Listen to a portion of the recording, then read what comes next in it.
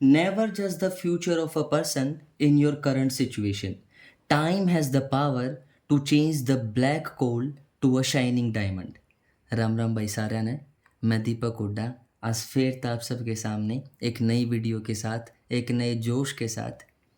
सबसे पहले तो भाई मैं आप सभी का दिल से धन्यवाद करता हूँ भाई, इतने कम टाइम में जो इतना ज़्यादा सपोर्ट मेरे को आप सब ने दिया। सच में भाई, सच में आप सभी का दिल से थैंक यू यार। विदाउट टाइम वेस्ट हम चीज़ों को आगे शुरू करते हैं। कल से मैंने एक ट्रिकी वे में आपको एक ट्रिक बता के चीज़ों को थोड़ा सा शुरू किया कि कैसे हम ज्योग्राफी को अपने देसी तरीके में, देसी अंदाज में भी पढ़ सकते हैं। आज उसी शुरुआत को मैं आगे लेके जा रहा हूँ। आज से हम क्या करेंगे, अब से हम चीज़ों को एक सीक्वेंस में देखेंगे कि पहले ये बुक जो मैंने कल बताया था आपको, फंडामेंटल्स ऑफ ह्यूमन ज्योग्राफी, आज से हम देखेंगे कि चैप्टर फर्स्ट को पढ़ेंगे, उसके सारे टॉपिक्स को बिल्कुल छोटे छोटे रूप में पढ़ेंगे, डेप्थ डिटेल में जाएंगे, फिर chapter second, then chapter third and so on.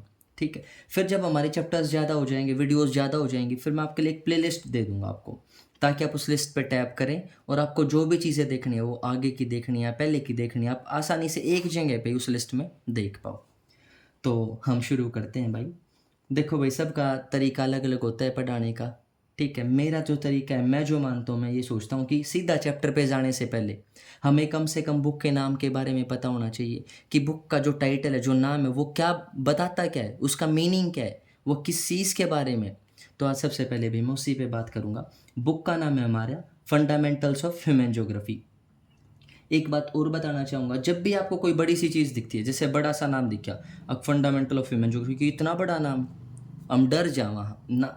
जो हमारे पहले दादा दादी क्या करते कि थोड़ा ठा तोड़ा ठा, मतलब चीज़ों ना थोड़ी ठाओ और आसानी से चलो।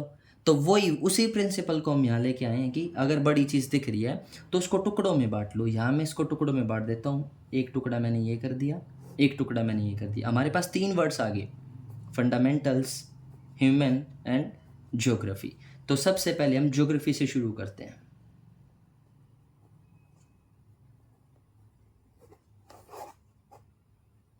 ज्योग्राफी क्या है, इसका मतलब क्या है, कहाँ से ये आया, किसने दिया, सारी बातें ये हमें किस चीज़ के बारे में बताते हैं, वो सब बातें इस पे शुरू होती हैं। पहले हम इसी को देखते हैं।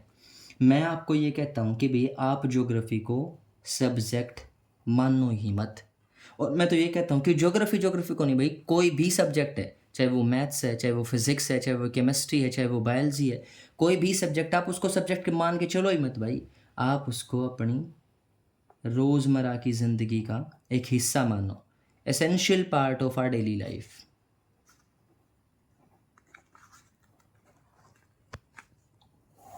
मैंने क्या बताया है, मैंने आपको बताया है कि ज्योग्राफी एक सब्जेक्ट नहीं है भाई, हमें उसको सब्जेक्ट नहीं मानना है, बजाय कि हमें उसको क्या मानना है, essential part of our daily life.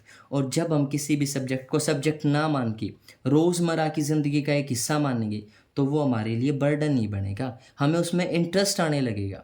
और भाई मेरा मोटिव तो क्या है, मेरा तो मोटिव ये है कि आप सब ती चीज़ें ना इतने इंटरेस्टिंग वे में बताऊँ कि चीज़ें हमारे दिमाग में जमा कसूती तरह फिट हो जाए।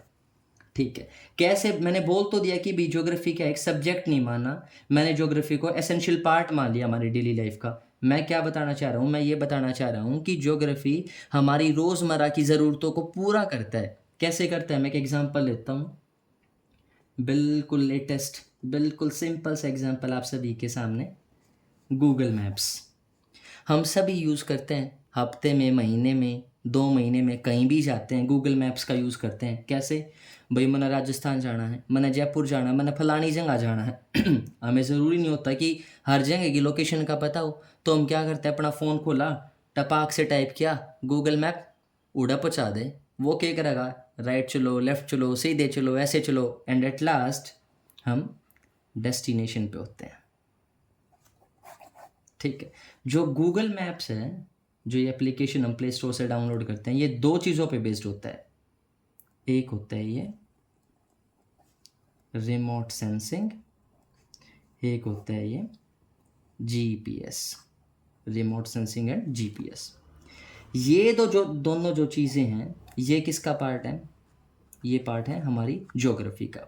तो क्या बताया, ये एक साइकिल बन गया, अब आप समझ लो इसको। रिमोट सेंसिंग और जीपीएस पार्ट है ज्योग्राफी का। हमने क्या कहा, ज्योग्राफी किसका पार्ट है, हमारी डेली लाइफ का।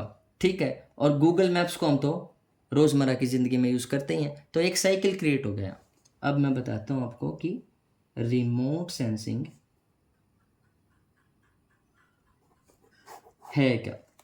वही अपना पुराना प्रिंसिपल, बड़ी सी चीज़ देखे उसको टुकड़े में तोड़ लो ताकि वो आसानी से समझ आए। यो रिमोट टीवी वाला रिमोट नहीं है भाई, ना यो एसी वाला रिमोट है, कदे नहीं सोचो। हमने तोड़ लिया, या हमारे पास दो वर्ड्स आ गए, रिमोट और एक सेंसिंग। इस रिमोट का मतलब है भाई दूर, कि कोई चीज़ बहुत घनी दूर है। सेंसिंग का मतलब है जैसे जो हमारे बॉडी पार्ट्स के सेंस ऑर्गन्स है ना 5, वही है कि हम देखते हैं, हम सुनते हैं, हम फील करते हैं, हम टच करते हैं, हम टेस्ट करते हैं। सेम उसी तरीके से ये भी सेंस करेगा। ये क्या सेंस करेगा अब मैं आपको आगे बताता हूँ। तो रिमोट सेंसिंग क्या है? रिमोट सेंसिंग एक टेक्निक है। It is a technique. किसके लिए यूज़ होती है या किस में यूज़ होती है वो? Used in geography. Remote sensing is a technique used in geography. किस चीज़ के लिए? To study. किस चीज़ की स्टडी? To study the earth surface. मैंने क्या बताया? रिमोट सेंसिंग एक टेक्निक है जिसका यूज करते हैं हम भूगोल में। किस चीज के लिए? स्टडी करने के लिए। किस चीज की स्टडी? To study the earth surface from a distance. अब अपनी देसी भाषा में आ जाओ, अंग्रेजी बहुत होगी। मैंने क्या बताना है? मैं घर बैठा हूँ, मैंने दिल्ली बाईपास की चीज़ों के बारे में पता करना है। क्यों करूँगा? फ़ोन काटूंगा, फ़ोन में गूगल मैप्स खोल लूँगा, टपाक से टैप करूँगा दिल्ली बाईपास। किसी कोई मेडिकल स्टोर है, मैंने उसका कोई मोबाइल नंबर चाहिए, या कोई शॉप है, मैंने न्यू देखनी है वह खुल रही है कि नहीं खुल रही है। जो दुकान के ऊपर होर्डिंग्स होते हैं या जो फ्लैक्स होते हैं उन पे नंबर लिखा होता है कि यह दुकान फलाने की है, उसका नंबर है। मैंने गूगल मैप खोला, मैंने लोकेशन भरी दिल्ली बाईपास, मैंने दुकान का नाम भरा, मैंने थोड़ा सा पिक्चर कैसे जूम किया फ़ोन की स्क्रीन पे टैप करके, और फटाक से मेरे को नंबर मिल गया। तो मैंने क्या किया भाई? रिमोट मतलब मैं दूर बैठा था, मैं अपने घर बैठा था, और दूर बैठे बैठे मैंने उस नंबर को सेंस कर लिया, मतलब उस नंबर को ले लिया। तो ये क्या? एक रिमोट सेंसिंग ही तो है ये। It's a technique. ये टेक्निक ही तो है ना, कि घर बैठे, दूर बैठे, कहीं की भी दूर की चीज़ को कैप्चर कर लेना, सेंस कर लेना, उससे इंफॉर्मेशन गैदर कर लेना। ठीक है, फिर दूसरा आते हैं जीपीएस। पहला रिमोट सेंसिंग था, दूसरा जीपीएस। सबसे पहले इसकी फुल फॉर्म पे बात करते हैं। ये है क्या? Global positioning. पोजीशन के बाद आईएनजी लगा दो, ग्लोबल पोजीशनिंग सिस्टम। ये क्या है? वो तो एक टेक्निक थी। जीपीएस क्या है? इट्स अ, या ऐसे लिख लो आप, it is a satellite based system. ये कैसा सिस्टम है? सैटेलाइट बेस्ड सिस्टम है, जो क्या करता है? हमें हमारी एग्जैक्ट लोकेशन बताता है। या ये करता है GPS, it is a satellite based system जो हमें एग्जैक्ट लोकेशन दिखाता है, या हमें एग्जैक्ट लोकेशन बताता है। कैसे बताता है वो एग्जैक्ट लोकेशन? उसके बारे में बताता हूँ मैं। एग्जैक्ट लोकेशन बताता है ये हमें कैसे? जीपीएस के बहुत सारे सैटेलाइट्स हैं जो स्पेस में घूम रहे हैं, पहली बात। दूसरी बात क्या है? हमारा जो फ़ोन है वो जो स्पेस में सैटेलाइट्स घूम रहे हैं, इनसे सिग्नल लेता है। तीसरा पॉइंट, जब 3, 4 या 5 सैटेलाइट आपस में मिल जाते हैं तो क्या करते हैं? वो आपकी लोकेशन डिटेक्ट करते हैं। आपकी लोकेशन डिटेक्ट करते हैं। एंड लास्ट, फिर हम किसी भी प्ले स्टोर से कोई भी एप्लीकेशन, चाहे वो गूगल मैप्स है, चाहे वो मैपल्स मैप ऑफ इंडिया, कुछ ऐसे करके जो नई एप्लीकेशन, या भी बहुत सारी एप्लीकेशंस हैं, फिर हम क्या करते हैं? उस एप्लीकेशन की वजह से, उस एप्लीकेशन की मदद से उस लोकेशन को दिखाते हैं।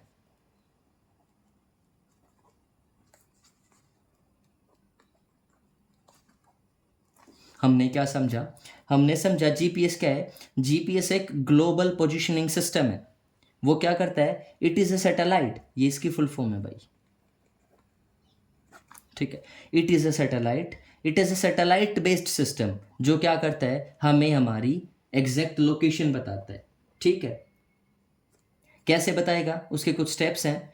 मैंने कहा कि स्पेस के अंदर जीपीएस के बहुत सारे सैटेलाइट्स स्पेस में घूम रहे हैं, ठीक है। हमारा फ़ोन क्या करता है, जो स्पेस में सैटेलाइट्स घूम रहे थे, इन सैटेलाइट्स से सिग्नल लेता है, ठीक है। जब ये सैटेलाइट्स 3 4 या 5 सैटेलाइट आपस में मर्ज करते हैं, आपस में मिक्स या आपस में मिल जाते हैं, तो वो आपकी लोकेशन को डिटेक्ट करते हैं, और फिर गूगल मैप या किसी और ऐप की हेल्प से हम क्या करते हैं, उस लोकेशन को दिखाते हैं। तो इस तरीके से काम करता है। तो मेरा मोटिव क्या था इस बात को समझाने का, मैं ये कहना चाह रहा था कि भाई ज्योग्राफी को हमें सब्जेक्ट नहीं मानना है, हमें उसको एसेंशियल पार्ट मानना है हमारी डेली लाइफ का, ठीक है। कैसे माना, गूगल मैप का एक एग्जांपल दिया, एग्जांपल्स बहुत सारे हैं, वेदर फोरकास्टिंग है, ठीक है। अच्छा, ये हमारे लिए करियर का भी ऑप्शन है ज्योग्राफी। कैसे, एनवायरमेंटलिस्ट जो लोग होते हैं, जो एनवायरमेंटलिस्ट होते हैं, वो क्या कहते हैं, हमें एनवायरनमेंट के लिए जागरूक करते हैं, अवेयर करते हैं कि कैसे हमारा एनवायरनमेंट खराब होता जा रहा है, कैसे हमें उसको ठीक करना है। तो इसको सब्जेक्ट मत मान लो, ठीक है। सब्जेक्ट मानोगे तो क्या, हमारे ऊपर बोझ हो जाएगा, और फिर बोझ जो कोई चीज़ ऊपर होगी उसमें मज़ा थोड़ी होगा, ठीक है। इंटरेस्ट तो जब क्रिएट होगा ना, जब उसने हम अपनी लाइफ के लिए लेके चल लेंगे। तो ये था। अब थोड़ा सा आगे आता हूँ मैं।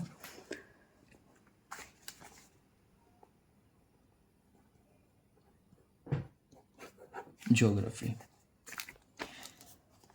हमने समझ लिया कि ज्योग्राफी को सब्जेक्ट नहीं मानना है। अब हम बात करेंगे इसका मीनिंग क्या है, इस वर्ड का, कहाँ से आया, किसने इसको दिया, कौन सी लैंग्वेज का वर्ड है, सबसे पहले किसने इसको यूज़ किया, ये वर्ड किस चीज़ के बारे में डिफ़ाइन करता है, ठीक है।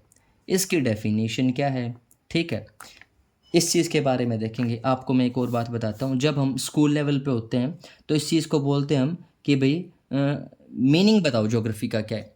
पर जब हम थोड़ा सा हायर लेवल पे चले जाते हैं ना, when we are in use your PG section, जब हम कॉलेज में होते हैं, तो वो इसको क्या बोल देते हैं, इटोमोलॉजी। इसकी स्पेलिंग क्या है, ETYMOLOGY,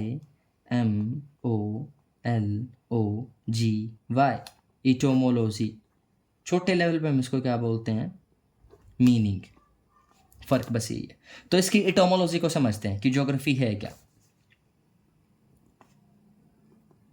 ज्योग्राफी वर्ड किसने दिया, ज्योग्राफी वर्ड दिया भाई इरेटोस्थनीज। अब ये इरेटोस्थनीज कौन है, ये एक महान भूगोलवेत्ता है, ठीक है। महान स्कॉलर हैं, कहाँ से, ग्रीक स्कॉलर हैं ये। तो इन्होंने, इरेटोस्थनीज ने ज्योग्राफी वर्ड को दिया, कहाँ से दिया, इनकी एक बुक है, महान जो भूगोलवेत्ता हैं इरेटोस्थनीज, उनकी एक बुक है, कौन सी, जियोग्राफिका। हम एक चीज़ देखिए यहाँ कि ज्योग्राफिका और ज्योग्राफी क्या आपस में मिलते जुलते नहीं है, क्या आपस में मैच नहीं कर रहे। थोड़ा सा पीछे से ही ICA कर दिया, यहाँ वाई था, ठीक है। तो इरेटोस्थनीज महोदय की एक बुक थी, कौन सी, ज्योग्राफी का। उस बुक से इन्होंने ज्योग्राफी नाम दिया। ये कौन थे, ये ग्रीक स्कॉलर थे। तो ये ज्योग्राफी जो वर्ड है वो क्या है, ग्रीक लैंग्वेज वर्ड है।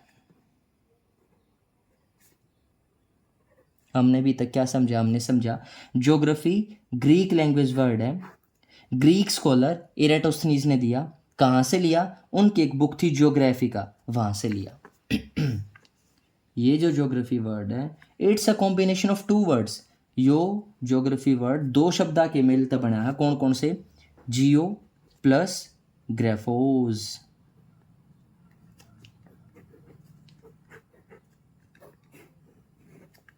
जियो का मतलब क्या है, जियो का मतलब है हमारी धरती माँ, हमारी पृथ्वी, मतलब अर्थ। ग्राफोस का मतलब क्या है, डिस्क्रिप्शन, डिस्क्रिप्शन। दोनों को मिला दिया, क्या बन गया, अर्थ्स डिस्क्रिप्शन, ठीक है। एक बात और, ये हालांकि हमारे सब्जेक्ट से रिलेटेड नहीं है, ये एक मैं बता रहा हूँ। अब हमने इस चीज़ को सीधा का सीधा लिख दिया, अर्थ डिस्क्रिप्शन। अगर मैं इस चीज़ को उल्टा लिखता तो ये कैसा लिखा जाता, description of earth.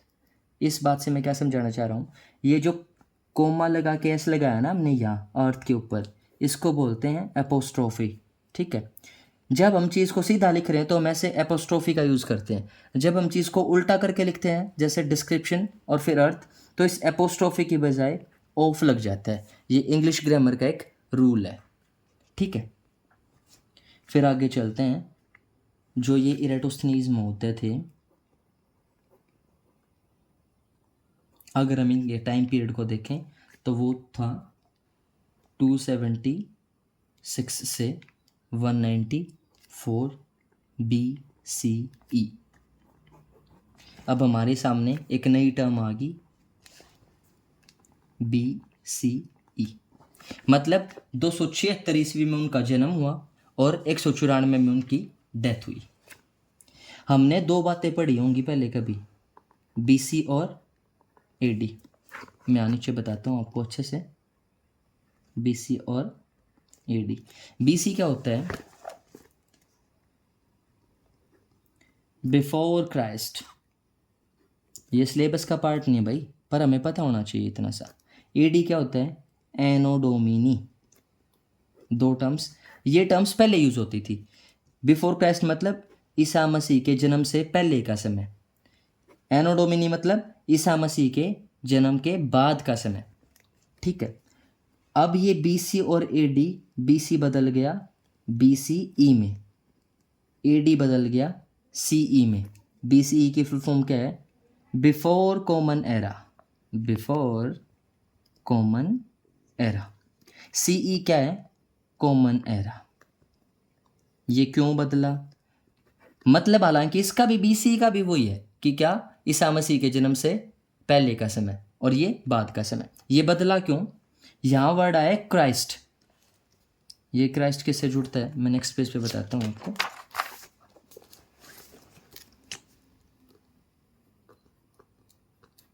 Christ, Christ word जुड़ता है जीसस क्राइस्ट से। ठीक है, जो ऐसे वो प्लस का सिंबल होता है ना, आपा मेले मिला हम जामा, जब वो मिल लिया करा दो एक लॉकेट आपा फिर गले में पैर लिया करा, वो किसको दिखाते हैं, क्रिश्चियनिटी को। ठीक है, इस मैं बता रहा था कि इस BC और AD को बदल दिया BCE और CE में। क्यों बदला, जो हमारे साइंटिस्ट थे, जो हमारे स्कॉलर्स थे, जो हमारे रिसर्चर्स थे, उन्होंने क्या देखा, ये भाई किसी एक चीज़ पे ज़्यादा फोकस कर रहे हैं। किस चीज़ पे, क्रिश्चियनिटी। ठीक है, पर हमें क्या है सभी रिलीजन को एक समान मानना है हमें तो इसीलिए इस क्राइस्ट की जगह हमने क्या कर दिया, BC और CE इन टर्म्स का यूज़ कर दिया ताकि इन्होंने क्राइस्ट वर्ड आए ही ना। ठीक है, before common era and common era. ये भी मैंने क्यों बताया कि जो सोसाइटी में अगर कुछ चेंज होता है ना भाई, तो हमें उस चीज़ के बारे में पता होना चाहिए कि ये चेंज हुआ ऐसे ऐसे। तो अभी हमने क्या देखा है, हमने देखा ज्योग्राफी की इटोमोलॉजी को, इसके मीनिंग को, कि ये किसने दिया, इरेटोस्थनीज ने दिया। उनका टाइम पीरियड देखा 276 से 194 BCE। फिर मैंने इस BCAD के कॉन्सेप्ट को आपको बताया।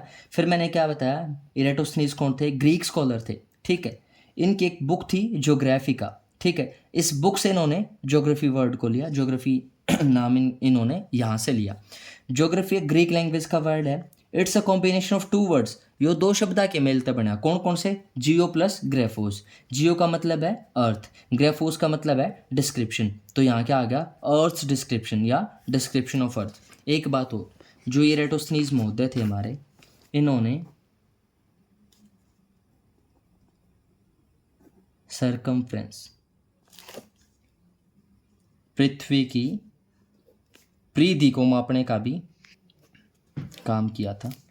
ठीक है, कैसे, सपोज करो ये एक सर्कल है या ये हमारी अर्थ है। ठीक है, ये क्या होता है, डायमीटर मतलब व्यास। ये क्या होती है, रेडियस मतलब त्रिज्या, ये व्यास, ये त्रिज्या। और अगर मैं इस पॉइंट से शुरू करता हूँ, चलते जाओ चलते जाओ चलते जाओ चलते जाओ, ऐसे गोल गोल गोल गोल घूमे हम और वापस हम इसी पॉइंट पे आ गए, तो ये क्या होगा, ये होगा सरकमफ्रेंस। हम मैथ्स में देखते हैं ना, circumference of circle that's 2πr, वही बात यहाँ है। तो इन्होंने पृथ्वी की परिधि को जानने का भी काम किया था, किसने, इराटोस्थनीज ने। इसी वजह से इनको क्या कहा जाता है,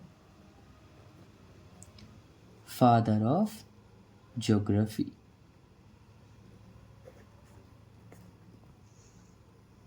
ठीक है, अब यहां से हमारे पास क्या निकला था, डिस्क्रिप्शन ऑफ अर्थ या अर्थ्स डिस्क्रिप्शन। अब इस चीज को समझते हैं, क्या, अर्थ्स डिस्क्रिप्शन। अब भाई मैं आपको एक बात बताता हूँ, हमारी पृथ्वी ये तो है नहीं कि इतनी छोटी सी है और हमने ऐसे चुटकी बजाई और डिस्क्रिप्शन ख़त्म, ऐसा तो नहीं है ना। हमारी पृथ्वी इतनी बड़ी है, इतनी बड़ी है कि हम उसको डिस्क्राइब इतने इजीली नहीं कर सकते कि 1 मिनट लगे और मैं डिस्क्राइब कर दूँ यहाँ आधे से पेज पे, नहीं भाई। तो उसके लिए भी हमने शुरू से हम कॉन्सेप्ट को अपना रहे हैं कि भी छोटे छोटे छोटे छोटे, तो हमने इसको भी, इस डिस्क्रिप्शन को भी तोड़ दिया। कैसे, 3 तरह से, inner description, surface description, and the last one is surroundings description, surrounding, surroundings। 3 तरह से अर्थ के डिस्क्रिप्शन को देखा हमने, इनर, सरफेस एंड सराउंडिंग्स। अब साधारण सी बात है, अब कोई मन ना कहे कि भाई अपने आप ने डिस्क्राइब कर, अपने बारे में बता, तो मैं क्या करूँगा, थोड़ा एक अपना नाम बता कि मेरा नाम दीपक है, फिर मैं बताऊँगा मेरे पिताजी का नाम यूँ है, मेरी माताजी का नाम यूँ है, मेरे दादा का नाम यूँ है, मेरी दादी का नाम यूँ है। मतलब हम अंदर की तरफ चले गए अपना नाम बता के हम अंदर की तरफ आ गए, अंदर की तरफ इन द सेंस हम अपनी परिवार के अंदर आ गए। पिताजी का नाम बताया, माँ का नाम बताया, दादा का नाम बताया, दादी का नाम बताया। ठीक है, फिर क्या करेंगे, अंदर का बता के हम फिर आ जाएंगे थोड़ा सा बाहर। फिर क्या बताएंगे, भाई मैं इस क्लास में पढ़ता हूँ, मैंने ये क्लास स्कूल से की, 10th वहाँ से की, 12th वहाँ से की, कॉलेज मैंने वहाँ से किया। फिर थोड़ा सा बाहर आ जाएंगे, फिर बिल्कुल बाहर आ जाएंगे। मतलब भाई मैं अपने फ्यूचर में यो करना चाहूँ, मेरे ड्रीम्स ये हैं, मेरा गोल यो है, तो कहाँ से, अंदर से लेके धीरे धीरे धीरे धीरे करके हम बिल्कुल बाहर आ गए। तो उसी तरह अर्थ्स के डिस्क्रिप्शन को हम देखेंगे, इनर से शुरू किया, फिर सरफेस पे आए और फिर सराउंडिंग्स पे पहुंच गए। कैसे, डायग्राम के हेल्प से आपको बताता हूँ। सपोज कर लो भाई मेरी ड्राइंग भाई थोड़ी सी ज़्यादा ही अच्छी है, तो मजाक मत बनाना। ये हमारी अर्थ है, सपोज कर लिया हमने। पहले हम इसके इनर डिस्क्रिप्शन को देखेंगे। ठीक है, इनर डिस्क्रिप्शन में क्या आएगा, इनर डिस्क्रिप्शन में वो सभी बातें आएंगी, कौन कौन सी, भूकंपों का अध्ययन, मतलब स्टडी ऑफ अर्थक्वेक्स। ठीक है, फिर ज्वालामुखी का अध्ययन, मतलब स्टडी ऑफ वोल्केनोज। चट्टानों का अध्ययन, मतलब स्टडी ऑफ रॉक्स। जितनी भी प्लेट्स हैं नीचे हमारी पृथ्वी के, उनका अध्ययन, स्टडी ऑफ प्लेट टेक्टोनिक्स। फिर जितने भी फोर्सेस नीचे काम करते हैं, उन फोर्सेस की स्टडी, एग्जांपल एक्सोजेनेटिक फोर्सेस। ठीक है, तो इन सभी की स्टडी किसके अंदर करेंगे हम, इनर डिस्क्रिप्शन के अंदर। अर्थ के इनर डिस्क्रिप्शन में हम इन सभी चीज़ों की स्टडी करेंगे। अब मैंने बहुत सारी चीज़ें बता दी, अब मैं यूँ कह दूँ इन सारी चीज़ों की स्टडी ने मिला के एक वर्ड दे दूँ, तो वो वर्ड क्या होगा, जियोलॉजी। तो अर्थ के इनर डिस्क्रिप्शन में हमने क्या देखा, जियोलॉजी। जियोलॉजी में कौन सी बातें आप सब ये बता सकते हो, अर्थक्वेक जियोलॉजी में, वोल्केनो जियोलॉजी में, रॉक्स जियोलॉजी में, प्लेट टेक्टोनिक्स जियोलॉजी में, जितनी भी फोर्सेस हैं वो जियोलॉजी में। अब इनर हमने देख लिया, फिर हम आए इनर के बाद ये जो लाइन दिख रही है हमें, मतलब सरफेस।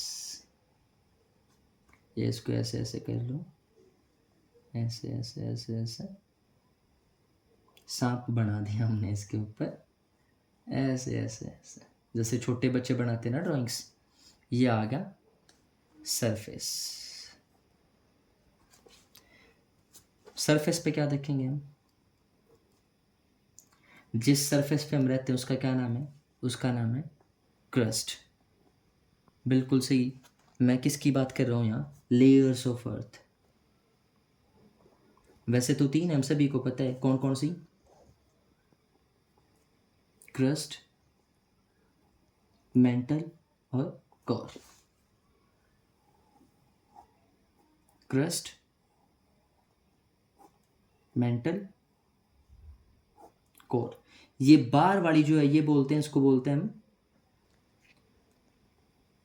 आउटर कोर, और जो ये अंदर वाली इसको बोलते हैं हम इनर कोर। फिर से सरफेस पे आ जाते हैं। ये था फर्स्ट इनर डिस्क्रिप्शन, ये था सरफेस डिस्क्रिप्शन। सरफेस डिस्क्रिप्शन का मैंने क्या नाम बताया कि जिस सतह पे हम रहते हैं उसको हम क्या बोलते हैं? उसको हम बोलते हैं क्रस्ट। अब भाई साधारण सी बात है, सरफेस पे क्या होएगा? गर्मी हो तो किते को स्कूल बन रहा है, किते को कॉलेज बन रहा है, किते को हॉस्पिटल बन रहा है, किते को पार्क बन रहा है, सारी चीज़ें हटा दो। बेसिकली अगर हम देखें सरफेस पे दो चीज़ें हैं, चाहे तो जल है, चाहे तो थल है या स्थल है। ये दो ही चीज़ें हैं बेसिकली। जल मतलब वाटर बॉडीज, स्थल मतलब लैंड मास। इंग्लिश में ये बोलते हैं जल को वाटर बॉडीज, स्थल को लैंड मास। थोड़ा सा और अंदर चले जाओ, अगर ज्योग्राफी की बात करें, ज्योग्राफी की लैंग्वेज में अगर बोल रहे हैं तो वाटर बॉडीज़ को हम क्या बोल देते हैं? ओशियंस। और अगर लैंड मास की बात करें तो इसको हम ज्योग्राफी की लैंग्वेज में क्या बोलते हैं? कॉन्टिनेंट्स। और अंदर आ जाओ, जो ओशियंस हैं उसकी स्टडी क्या कहलाती है? Study of oceans, oceanography. जो कॉन्टिनेंट्स हैं उसकी स्टडी क्या कहलाती है? जियो मोर्फोलॉजी। पहले हमने क्या देखा? सरफेस पे, जिस सरफेस पे हम रहते हैं हमने उसका क्या नाम दिया? क्रस्ट। ठीक है, ये क्रस्ट क्या है? अर्थ की लेयर्स है, तीन लेयर्स हैं, क्रस्ट, मेंटल, कोर। हमने लेयर्स को एक डायग्राम की हेल्प से देखा। ठीक है, फिर वैसे अगर हम बेसिकली देखें तो सरफेस पे दो चीज़ें हैं, जल और स्थल। जल को इंग्लिश में क्या बोला? Water bodies. स्थल को क्या बोला? Land mass. थोड़ा सा अंदर चले गए, ज्योग्राफी की लैंग्वेज में वाटर बॉडीज़ को क्या बोला? ओशियंस। लैंड मास को क्या बोला? कॉन्टिनेंट्स। थोड़ा सा और अंदर आ गए, स्टडी ऑफ ओशियंस क्या कहलाई? ओशनोग्राफी। कॉन्टिनेंट्स की स्टडी क्या कहलाई? जियोमॉर्फोलॉजी। तो सरफेस डिस्क्रिप्शन में हम क्या पढ़ेंगे? इन सब चीज़ों का अध्ययन करेंगे। अब लास्ट आता है हमारा थर्ड, सराउंडिंग्स डिस्क्रिप्शन। डायग्राम में बताता हूँ आपको। इनर देखा, सरफेस देखा, फिर आ गया ये बात सराउंडिंग्स, जो हमारे आसपास है। ठीक है, सराउंडिंग्स में भी दो चीज़ें हैं, क्या क्या? एक तो हमारा एटमॉस्फेयर। ठीक है, यो बार है, पहला हम अंदर थे, थोड़ा सा बाहर आए, और बाहर आ गए, मैंने कहूँ इससे भी बाहर आ जाओ, जमा बाहर आ जाओ, थोड़ा सा अपनी गर्दन ऊपर उठा लो। वो दूर ऊपर आकाश में जहाँ रात में वो सफ़ेद सफ़ेद कलर की चीज़ें से ब्लिंक करती दिखती हमें, टिमटिमाती। मैं किस चीज़ की बात कर रहा हूँ? स्टार्स की। तो क्या आएगा? यूनिवर्स। ठीक है, सराउंडिंग्स डिस्क्रिप्शन में क्या आएगा? Atmosphere and universe. फिर एटमॉस्फेयर में वो सारी लेयर्स, वो हम आगे जैसे जैसे चैप्टर्स में चीज़ें आएंगी स्टडी करेंगे, वो मीजोस्फेयर, एक्सोस्फेयर, ट्रोपोस्फेयर, वो सब बातें। तो अभी हमने क्या देखा? आज जो हमने क्या देखा है, पहले हमने देखा ज्योग्राफी को सब्जेक्ट नहीं मानना है, एसेंशियल पार्ट मानना है हमारी डेली लाइफ का। एग्जाम्पल दिया गूगल मैप्स का। फिर हमने एटोमोलॉजी देखी, किसकी? ज्योग्राफी की, कि ये कौन सी लैंग्वेज का वर्ड है, कहाँ से आया, किसने दिया, ठीक है, वो सब देखा। क्या इरेटोस्थनीज ने दिया, ग्रीक स्कॉलर थे, कहाँ से दिया, ज्योग्राफी का उनकी एक बुक थी, उससे इन्होंने ज्योग्राफी नाम को दिया। It's a combination of two words, geo plus ग्राफोस। जियो मतलब अर्थ, ग्राफोस मतलब डिस्क्रिप्शन, दोनों को मिला के क्या बन गया, अर्थ्स डिस्क्रिप्शन। ठीक है, फिर हमने बताया कि भी हमारी पृथ्वी तो बहुत बड़ी है, ठीक है, उसको डिस्क्राइब करना इतना आसान सा काम नहीं है। ठीक है, कैसे कैसे, फिर inner description, surface description, surroundings description, हमने उस डिस्क्रिप्शन को तोड़ दिया, टुकड़ों में बांट लिया। इनर में क्या क्या पढ़ेंगे, earthquakes, volcanoes, rocks, plate tectonics forces. ठीक है, सरफेस पे क्या पढ़ेंगे, वही जल और स्थल, ओशियंस, कॉन्टिनेंट्स, इनकी स्टडी, ओशनोग्राफी और जियोमॉर्फोलॉजी। लास्ट में बिल्कुल बाहर किस पे, सराउंडिंग्स। सराउंडिंग्स में क्या पढ़ेंगे हम, एटमॉस्फेयर, और उससे भी बाहर आ गए हम बिल्कुल ऊपर, यूनिवर्स। आज के लिए मैं शायद सोचता हूँ कि भी ये बहुत इनफ है। ठीक है, मैं आपको एक बात बता देता हूँ, ये मैं कोशिश नहीं करूँगा, ये मैं प्रॉमिस कर रहा हूँ कि अगर आप बिल्कुल रेगुलर मेरी वीडियोस देखोगे और बिल्कुल इनको अच्छे से टाइमली रिवाइज करोगे आप इन कॉन्सेप्ट्स को, तो मैं प्रॉमिस करता हूँ कि भाई आपके 85% मार्क्स 12th क्लास में अगर नहीं आए ना, मेरा नाम बदल देना भाई। बस आपको साथ देना होगा यार। कैसे, चीज़ों को रेगुलर देखना है, समझना है, आपके लिए कमेंट सेक्शन है भाई, आप डाल लो, बताओ, तभी तो मैं अपनी गलतियों को सुधार पाऊंगा ना, जो कमियां हैं। जहाँ आपको समझ नहीं आ रहा, आप उस चीज़ को 1000 बार पूछो, लाख बार पूछो, कोई पैसा नहीं लगना। बस आपको जस्ट सिंपल कमेंट्स में डालना है कि सर ये समझ नहीं आया, ये डाउट नहीं समझ आ रहा भाई, मेरे को ये बता दे। बेझिझक होके पूछो। ऐसे ही हम चीज़ों को बिल्कुल आराम से, प्यार से, थोड़ा थोड़ा लेके चलेंगे भाई। बोझ नहीं बनानी है चीज़ें, मज़े लेकर पढ़नी है हमने। ठीक है, आज के लिए इतना ही भाई। आप सभी का दिल से धन्यवाद एक बार फिर से भाई, जो आप लोगों ने इतना सपोर्ट दिया मेरे को। Really thank you so much भाई।